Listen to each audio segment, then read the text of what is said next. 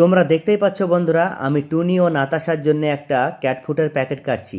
Cat food শেষ হয়ে গেছিলো, তাই আমি ফ্লিপকার্ট থেকে এই পিওর পেড ক্যাট ফুডটা অর্ডার করেছিলাম।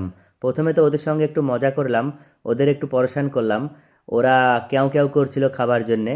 ঠিক আছে, অবশেষে না আমি কাটা শুরু করলাম। এই প্যাকেটটার মধ্যে আছে 2 কেজি 800 গ্রাম মতো ক্যাট ফুড।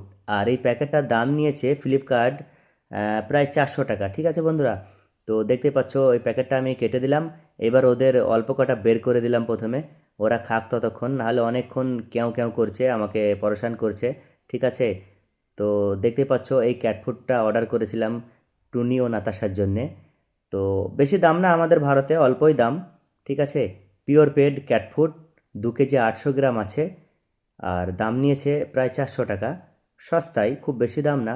তো অনেকেই ক্যাট ফুড ভয় করে কিনতে, ভাবে যে অনেক টাকা দাম, হয়তো অনেক টাকা দাম নিতে পারে।